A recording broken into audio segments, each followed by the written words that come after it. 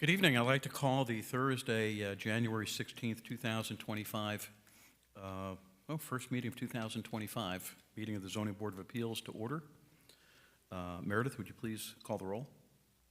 Joe Circusi. Here. Penny Cutt. Here. Allison Morales. Here. Linda Thomas. Here. Charlotte Burry. Here. Daniel Yaffe. Here. Thank you. We have a quorum. Do I have a motion to approve the minutes of the December 19th meeting? Motion. Second. Thank you. Any additions, corrections, deletions, or anything? All those in favor say aye. Aye. Opposed? Motion carries. Thank you. We have a couple of cases here tonight, but I want to take a couple of minutes and just go over the explanation of what we're going to be doing tonight. We are the Zoning Board of Appeals. We're 6 members. We're volunteers. We're residents of the community, the 3 folks to my left and the 2 folks to my right.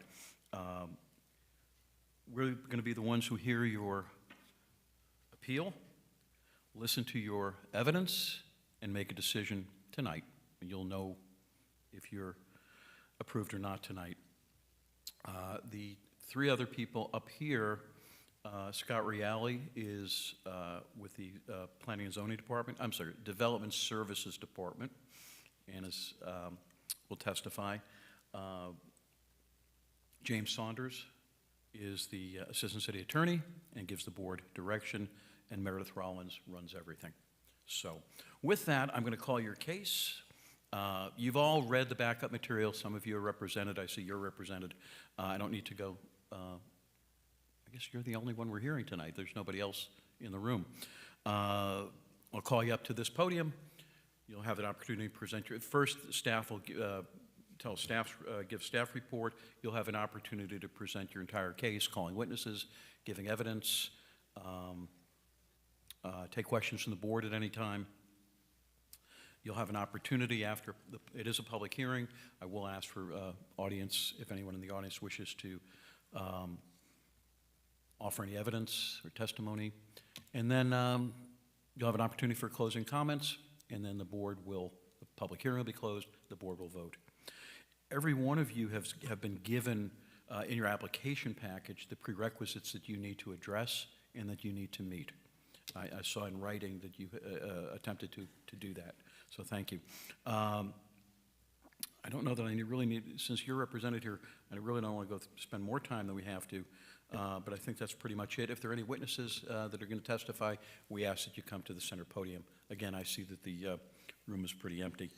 That being said, I'm going to ask everybody who thinks they're going to be speaking to please stand up and be sworn in. If you're not sure, just stand up. I don't like to do it twice. Meredith? Do you swear or affirm that the evidence you're about to give will be the truth, the whole truth, and nothing but the truth? Yes, I do. Thank you. You may be seated. When I do call you up, or if you're going to speak, I'm going to ask you to do a few things. Give me your name, your address, and spell your last name, and also tell me if you've been sworn in. This is a quasi-judicial hearing. This is like being in court. You're swearing that you're going to tell the truth. Before we start, we have one bit of new business. We've had a request from the applicant on item number 1, a variance at 505 North Ocean LLC to postpone to the February 20th, 2025 meeting at 6 p.m. Do I have a motion? Motion. Do I have a second? Thank you. Made and seconded. Further discussion? All those in favor? Aye. Opposed? Motion carries. Scott, will they be re-advertising this one? It does not need to be re-advertised if they are not submitting new plans. They have until January 22nd to submit revised plans should they choose to, and then it will be re-advertised. But as it currently stands, no, they do not. Okay, great. So if you're here or watching on television or on the World Wide Web, as they say, item number 1, variance for 505 North Ocean, is not going to be heard tonight. It will be heard on February 20th at 6 p.m. And based on their submissions, there may or may not be any additional advertising. All right, next up with a live person who's here. Item number 2, a variance from Catherine 000014. Tell us who you are. Thank you. Good evening, Mr. Chairman, members of the Zoning Board of Appeals. My name is Paula West. I am president of Plan West, and our address is 10152 Indiantown Road, Unit 159, Jupiter, Florida. Thank you. Have you been sworn in?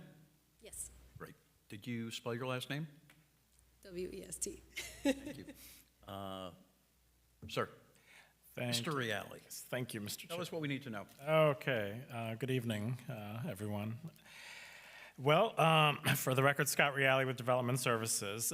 In this case, the applicant landowner is requesting a variance from 3 provisions. The first is from section 155-4302B2H, which are the general standards for all accessory uses and structures, to allow a canopy structure and outdoor bar to be located within the property's required rear yard setback abutting a waterway, rather than providing a minimum 15 feet setback as required by code. The second requested provision for relief, section 155-4303NN3B, which are the setback requirements for gazebos, in order to allow a canopy structure and an outdoor bar to be located along the property's interior side lot line, rather than providing a minimum 5-foot setback as required by code. And the third requested provision seeking relief is from section 155-5302D5A, which are the height requirements in the rear yard corner triangle, in order to allow an 8-foot-high canopy structure within the rear yard corner triangle, rather than adhering to the 3-foot-high limit or relocating the structure outside of the site visibility triangle as required by code. This property is located on the west side of Southeast 18th Avenue between Southeast 5th Court and Southeast 6th Street in the Cypress Cove subdivision. The subject property was originally developed in 1968 under building permit 686143 with a single-family dwelling set back 25 feet from the rear property line, which is the waterway. In 2001, an addition to the principal dwelling was approved under building permit 014386, which permitted a reduced setback of 15 feet from the rear lot line, which is, again, the waterway. In 2019, the applicant installed a canopy shade structure and a bar without required permits in a location that does not comply with setback regulations. The applicant asserts that that the contractors who installed the canopy structure and bar assured her that the permits were not necessary. In 2024, during an unrelated inspection, the unpermitted structures were identified and a code enforcement case was subsequently opened, and that's case number 24-09005188. The applicant has since submitted an after-the-fact building permit, that's 24-3786. However, the zoning reviewer rejected the permit as setback relief would be necessary to allow the canopy and bar to remain in their current location. The applicant argues that due to the existing swimming pool and the 15-foot rear yard setback of the dwelling, it would be nearly impossible to relocate the accessory structures elsewhere in the rear yard. It is worth noting that a proposed text amendment aims to eliminate the rear yard corner triangle provision, which currently prohibits obstructions greater than 3 feet in height.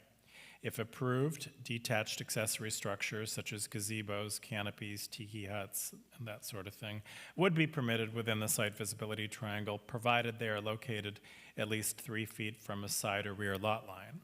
The proposed amendment also addresses roof overhangs, stating that they must not be closer than 1 foot to any side or rear line, property line, adjacent to a waterway or canal, in which case the overhang may extend into the rear property line. The canopy shade structure, however, is currently located directly along the rear waterfront and interior side lot lines with no setback, 0-foot setback. There are 8 variance review standards. They are included in my staff report. The applicant has addressed each of these in detail, and should the board determine that the applicant has provided competent, substantial evidence sufficient to meet those 8 variance review standards, staff recommends the following conditions be included in the order. 1, the applicant must obtain all necessary permits and approvals, including building and zoning compliance permits.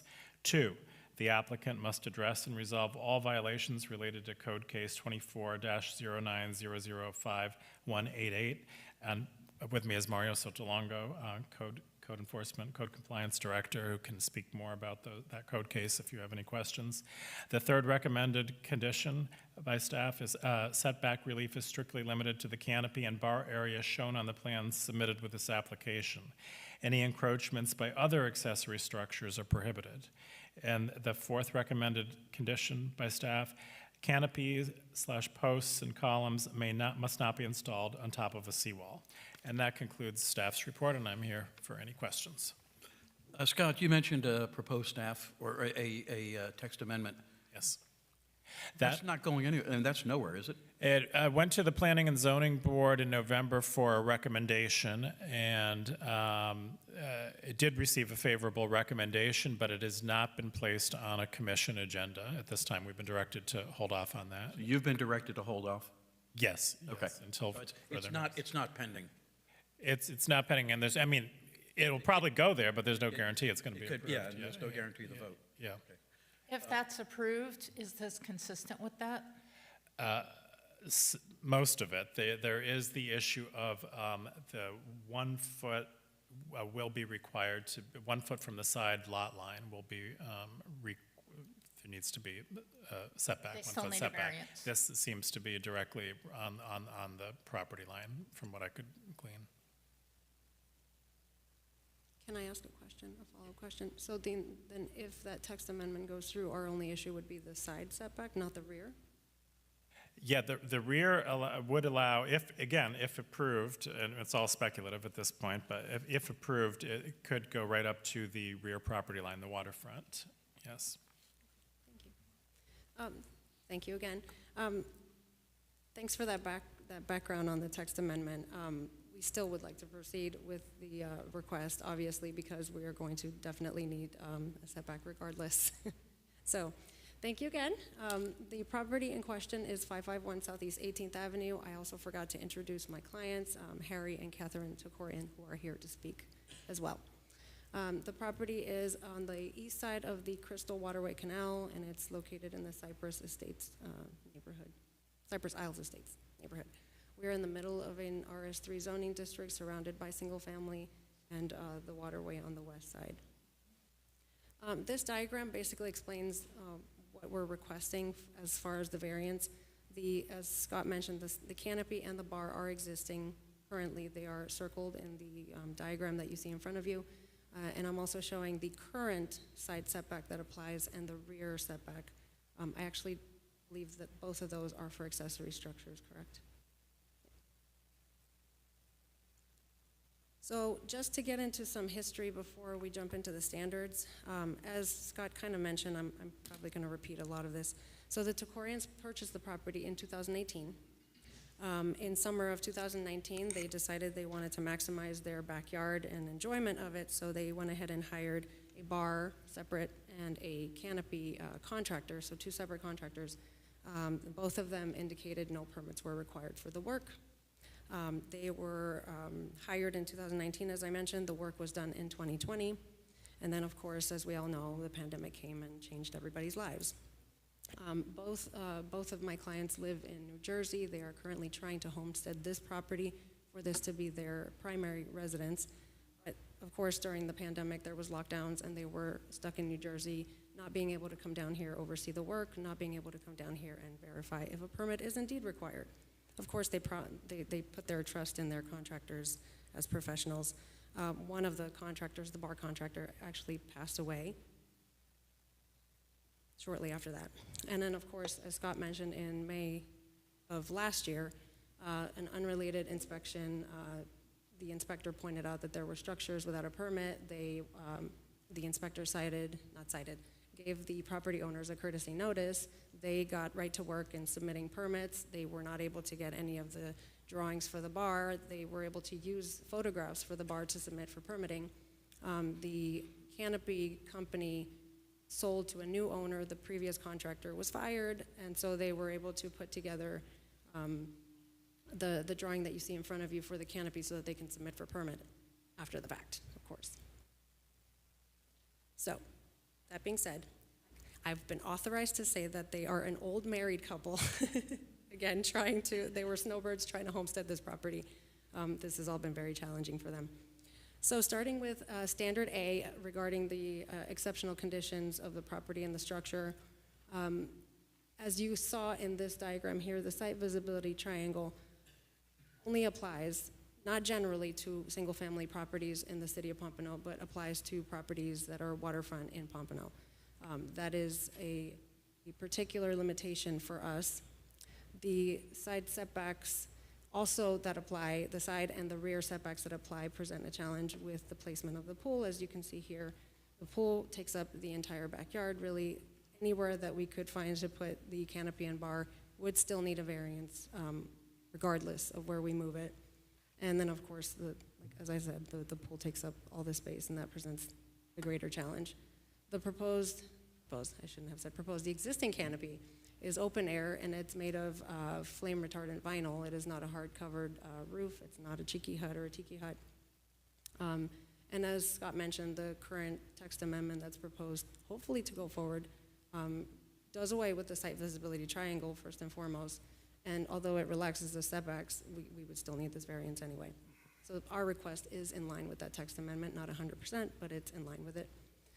We also included a voluntary affidavit in your backup that will be recorded against our property, where not only does the neighbor to the north, who is really the only property affected by the structures, has indicated there's no objection to the structures remaining, but there's also a speculation in there that the structures will be removed when our property sells, or unless the new owners just want it to remain.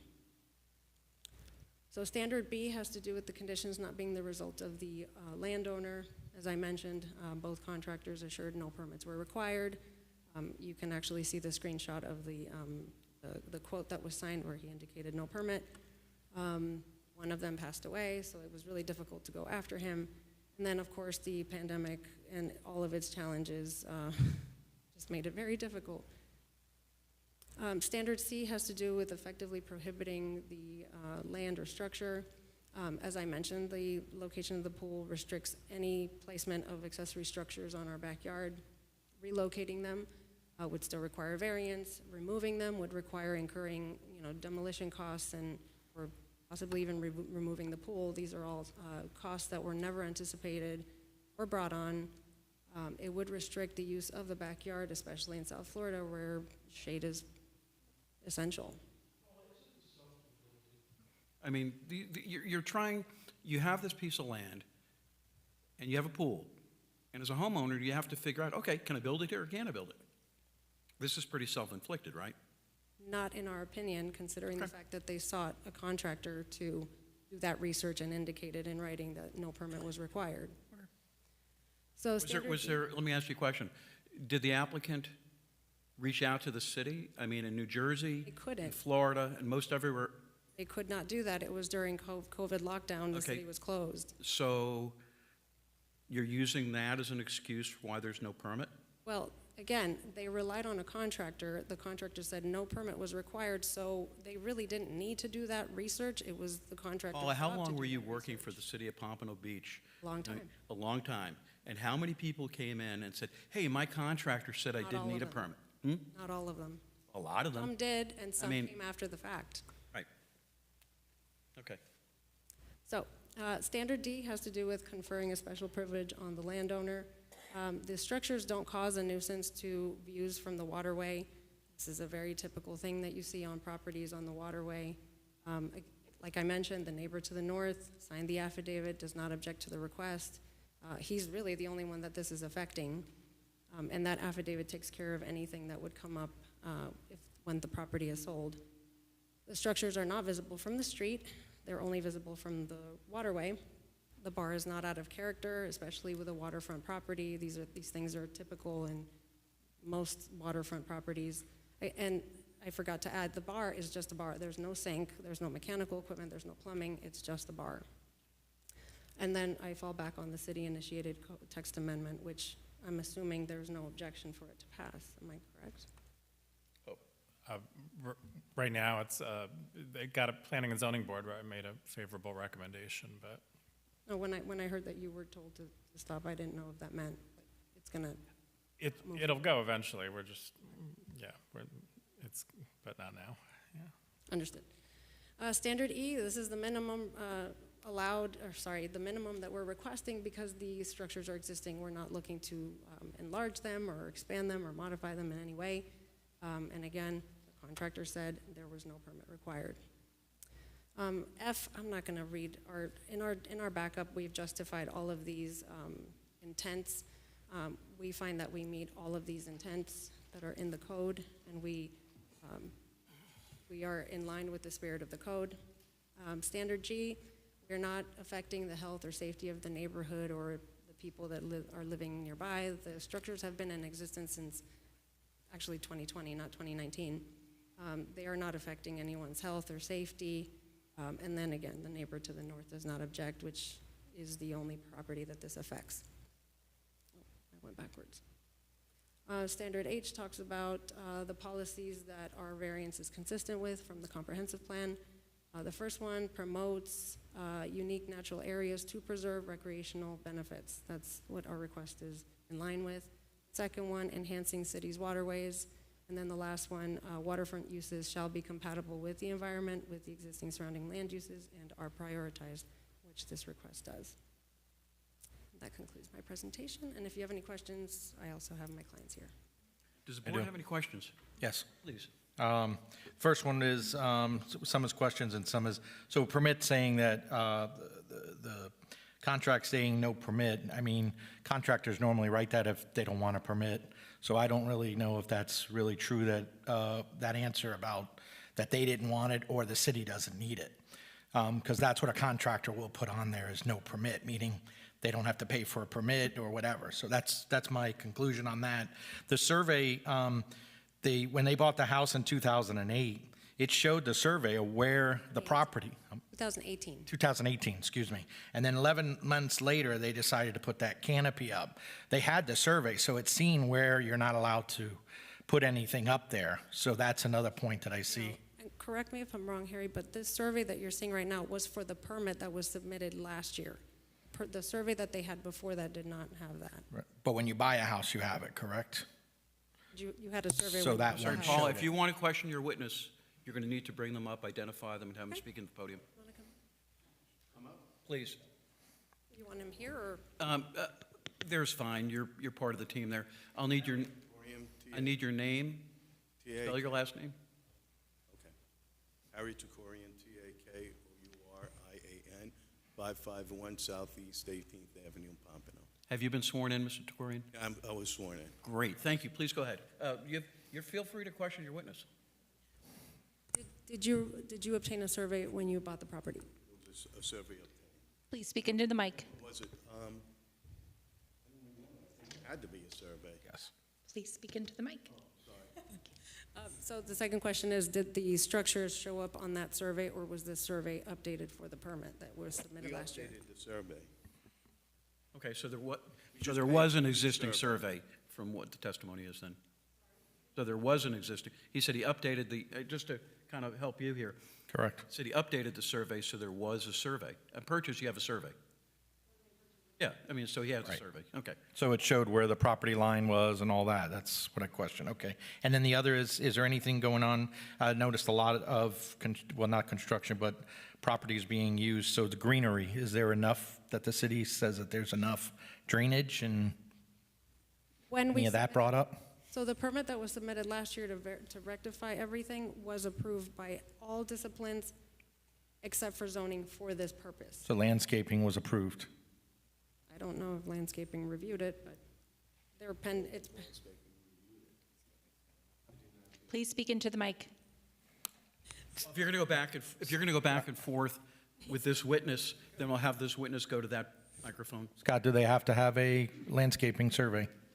let me No, ask- zoning usually takes, when there's improvements on a property, or even after the fact improvements, we usually do take a look at the overall pervious area, and that's usually a comment if it seems to be Okay. an issue, or we ask for clarification.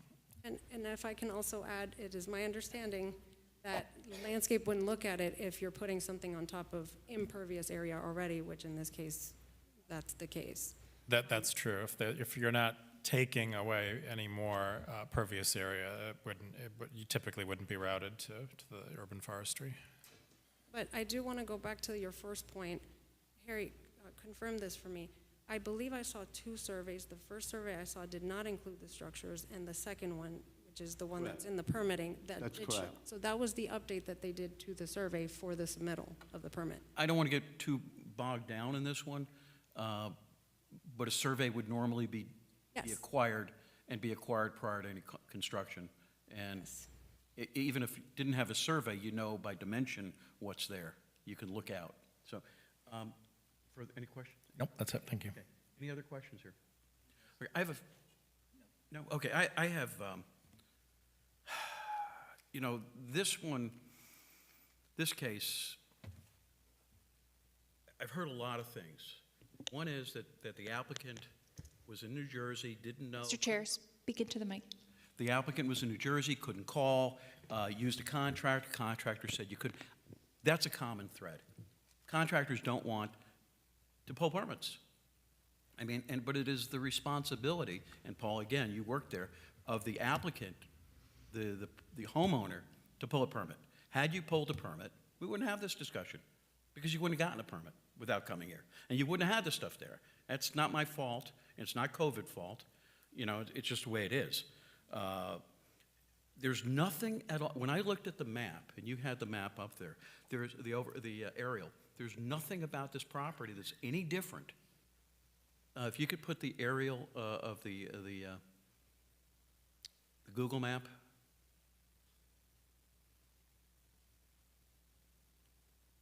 Yeah, right there. Every single house, that one's fine too. If you look to the right, every single house is exactly the same and exactly the same dimensions. So there's A says there are extraordinary exceptional conditions, topographical, narrowness, shallowness, not not generally apply to other lands or structures in the vicinity. It's the same. The conditions referred to are the result of the actions of the landowner. They took this upon themselves. There is nothing, item 3, because the extraordinary and exceptional conditions referred to in paragraph A above, the application of the code to the land or structure which a code is sought would effectively prohibit or unreasonably restrict the utilization of the land or structure and result in necessary undue hardship. There is nothing extraordinary. There's nothing to create a hardship because there's nothing extraordinary. And most importantly, item number D, or letter D, the variance would confer a special privilege to this property owner that is denied to everybody else. The applicant gave us no information that gives his property any difference. He has no reason to do it, but if we gave that authority, that's something every neighbor up and down the street, and if you look at the bigger map, in the entire neighborhood would claim that's a benefit, an individual benefit to that person. They don't have that. So it does confer a special benefit. It's not the extent of the variances to minimum. I'm just going down the list because I want to be sure that we Mr. make a Yaffe, record if here. I can interrupt you. If you're going to refer to this aerial, I will point out that all of the houses that you see along the waterway don't have that addition that sticks out on the north end. We do.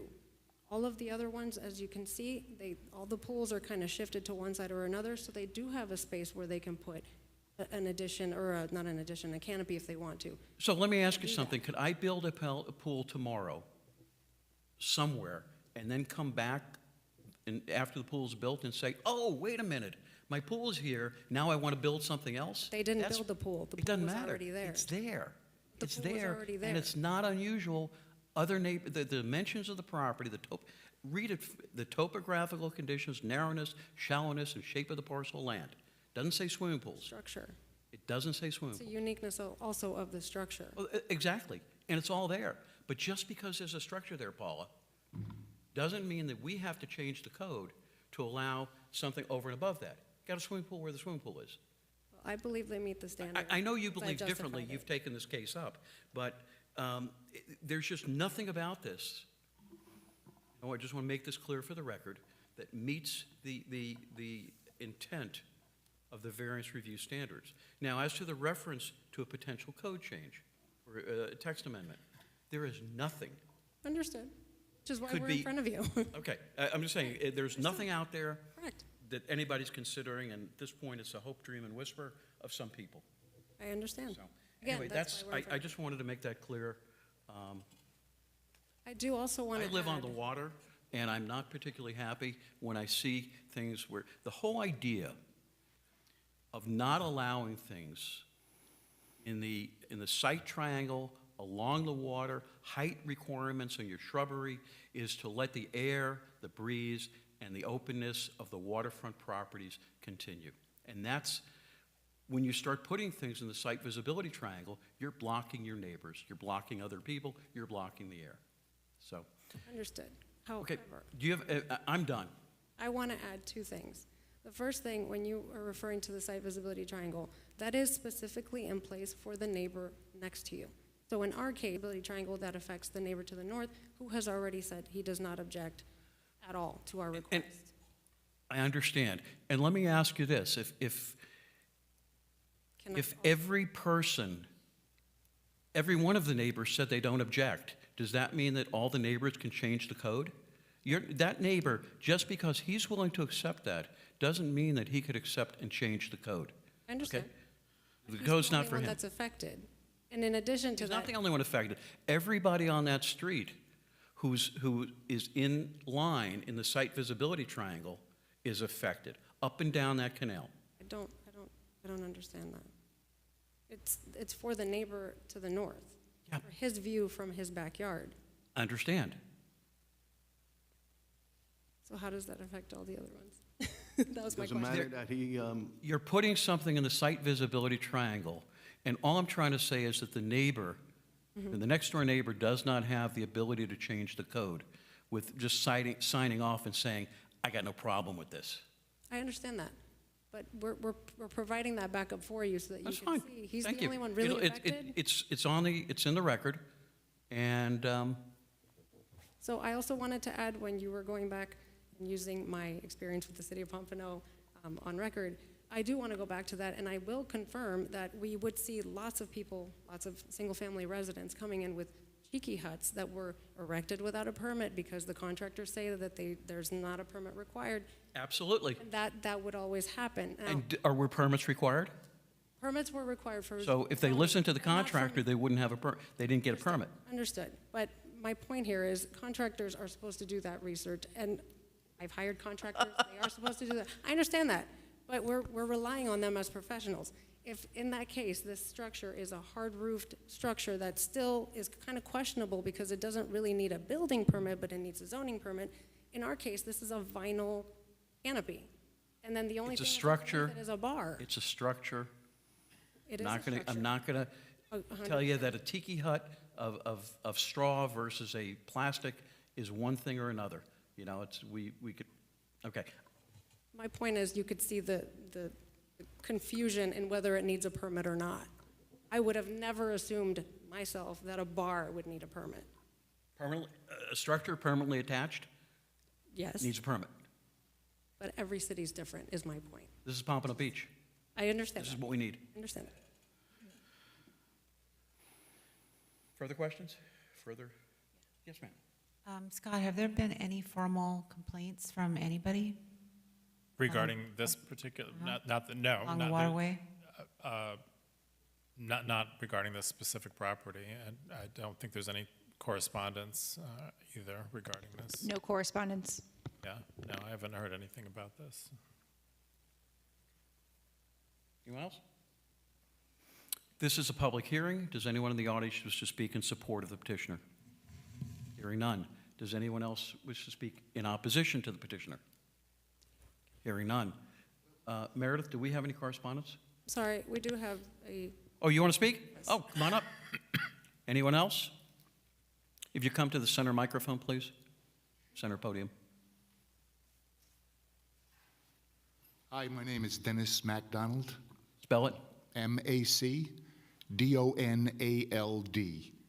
1401 North Riverside Drive here in Pompano. And I'm going to just, Excuse me, have you been sworn in? I raised my hand. Thank you. I need to ask that. You're welcome, I need to sir. ask that on the record. On the record, yes, I am sworn in. I can only offer a testimony to the aesthetics of this place. I've been at Harry's place and Catherine's place several times. We're not talking about, and I'm also a specialty contractor, so I know structure and I know construction. It's really well done. It really is really well done, aesthetically, structurally, and I just want to offer that. And as I'm listening to the fact that we may be considering the triangle, it seems to me to be a bit of a travesty to ask these people to remove something that could very well in 1 year be able to be permittable and be able to be maybe perhaps a setback adjustment, but have that triangle affected by a reconsideration of the ordinance right now. I just find that should be something that we consider as you The applicant, move ahead with this. you know, that's a good point. The applicant chose to come here today. Yes. The applicant could have done whatever the applicant could have done if they wanted to not come here today and try to delay to another time after. This text amendment is speculative at best. It could happen. It could be a year. It could be two. We can't stop government. And the applicant had the choice of bringing it today. We can only look at the laws as they are today and not speculate on what the laws and the code might be or might not be. You have to look at the immediacy. What may or may not happen, a year, 2 years, 5 years, 6 months, I don't know. You don't know. I'm just pointing that out to you. And legally, we look at the code today. Legally, what is the remedy for this? How much time does he have to be able to I'll let staff address answer this? that. Thank you. I think that's a considered point. It's not my concern, but, I mean, the board's concern, but Scott, what's the remedy? I will comply with code or But at this moment, code is all three of those requirements, not just shifting it south out of the setback. I do want to ask a question, Scott. What drove the what drove the text amendment to begin with? Is it internal, or did somebody? There was a couple of commissioners said, let's explore and talk about it, because, you know, it comes up every few years, you know, the site visibility and riparian rights, and so it's on the radar. So we wanted it as a discussion item, and you know, some people are of the mindset that, you know, this would be a means to just legalize all those that were unpermitted and existing. So that's kind of where we're at. So to add to that, as a previous public planner, it is my opinion that if commissioners or if the public has brought this up at a commission meeting, this is something that's outdated, this is something that's problematic, and something that will eventually need to change. Understanding that it might take a year to 2 years or. So are you suggesting that we approve your client on the speculative Not at all. basis? Not at all. I'm just telling you that it doesn't seem like historically this code requirement has been something of a challenge. That is my point. Okay. Any other questions? Thank you. I'm sorry, Yes, you're I done? do have one. And no other correspondence? No correspondence. All right, let's, I have one I'd like to question. ask hold on. something. You have a question? Scott, there were 3 sections to this variance. Now, if we say the canopy's got to come down, can the rest of it pass? I mean, No, basically, currently you need all three so provisions if we for turn relief. this down, the bar's got to go and the canopy has to go? Correct. Yeah. If I may follow up with the question, Mr. Chair. Scott, I'm looking at the code section 155.2308, which deals with prior applications that may be denied.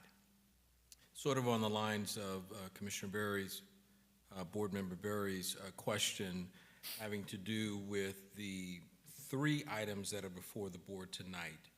Is it possible to approve singularly one of these items, or must the denial of one be the denial of all? Thank you. It's up to the board, but I don't see how any of it could remain if you don't. The reason I'm asking from all that 3. question, not so much as a intent of what Board Member Burry was talking about, but more so for the applicant, understanding that should the amendment, and I'm talking about the code amendment, go forward at some speculative time, if this application is denied tonight on whatever the premise is, you will be held to that time period before a similar application can be reapplied or submitted. And so I want to make sure that the applicant is aware that should that occur, you'll be timed, barred from submitting an application subsequently. Is it for a year? Yes. Okay, all of this is problematic because we're under a courtesy notice that will eventually turn into a violation, that then is going to start running unless we remove everything.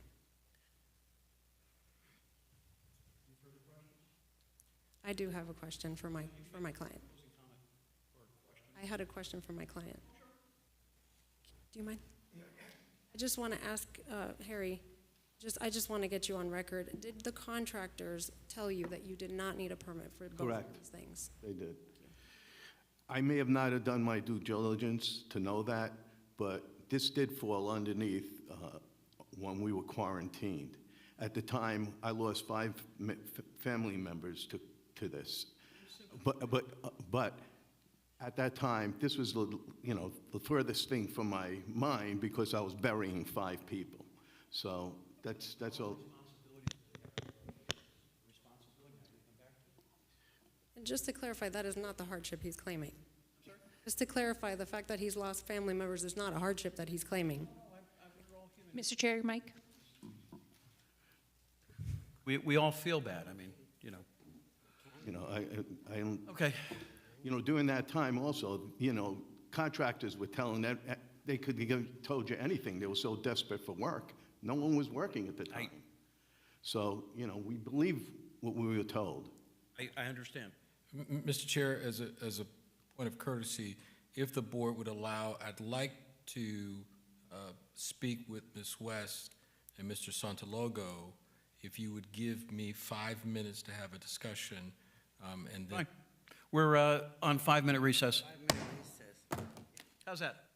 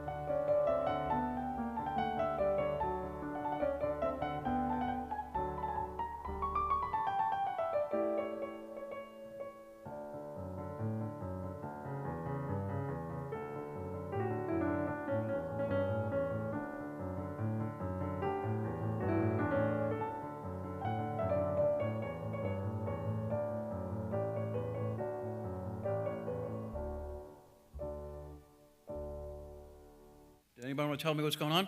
Yes. We would formally like to request deferring the hearing to see what happens with the text amendment. At this time, we would like to. So I'm sorry, could you speak up into the microphone? Yes, we would like to request to postpone the hearing,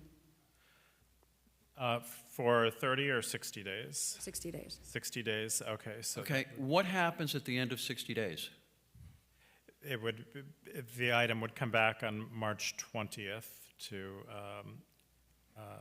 the ZBA. Can it be postponed again? The applicant cannot, but they can request. Okay, you- so they get one I'm just, Yeah, applicants are entitled to one postponement. postponement. Not to exceed 60 days. Okay. They can come back and ask the board for additional time, but that's totally at the discretion. okay. I just want to be sure this is not applicant-driven forever. Right. Do you need a motion for that? I think we do. So you're coming back when? February? March, what? March. So March 12th, was it? 20th. March 20th. So may I have a motion that we postpone Yes. Catherine Tokorian variance 2411-00014 to the March 20th meeting at 6 PM? So moved. May I have a second? Second. All in favor, say aye. Aye. Good, motion carries. We'll see you back in 2 months. Thank you. Thanks you. Next up, and I don't see anybody here, calling the case item number 3, special exception for Burley Warehouse, Inc. Nobody here? No, doesn't seem like anyone's here. Paula, on your way out, can you please see if anyone's out there? Because we've got one case and no people.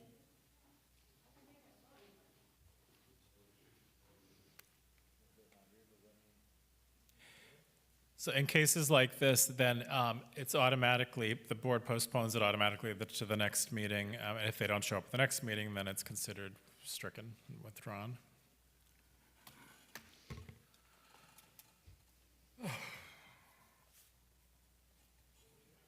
Good. Thank you. Thank you. All right, then I'd like a motion to postpone Barley Warehouse, Inc., PNC 24-17001711, excuse me, to the February 20th at 6 PM. Moved. Second? Second. All in Second. favor, say aye. Aye. Motion carries, thank you. We're almost done, guys. We're almost done. We have one more thing. It's been a long, short meeting. We do have an election tonight. And every January, we elect the chair and the vice chair to serve another year. So what I'm symbolically doing is passing the gavel to Meredith, who will run the election for chair.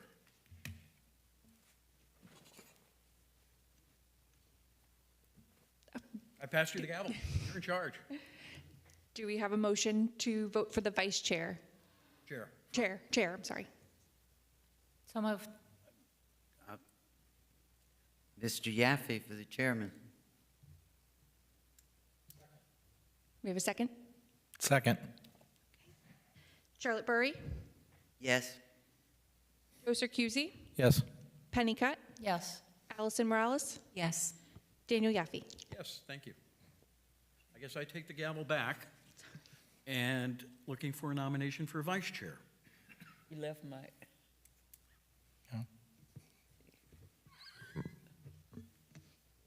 No, she didn't call my name. I was trying to. I got to be nominated. Oh, I'm sorry, Linda Thomas. I'm sorry? I did not call Linda's name in the last roll call. My Oh, apologies. okay. Are you now in the roll call? You done? I'm done. Okay. All right. Do we have a nomination for vice chair? If not, I'll nominate Ms. Burry. Second. I think we can do this by acclamation if there's no other. All those in favor? Yes. Yes. Opposed? We're looking at you. Who's opposed? Motion carries. Congratulations. Thank you, sir. Any other business? All right. can't do this right-handed very well. No, you still have your wound, huh? We're adjourned.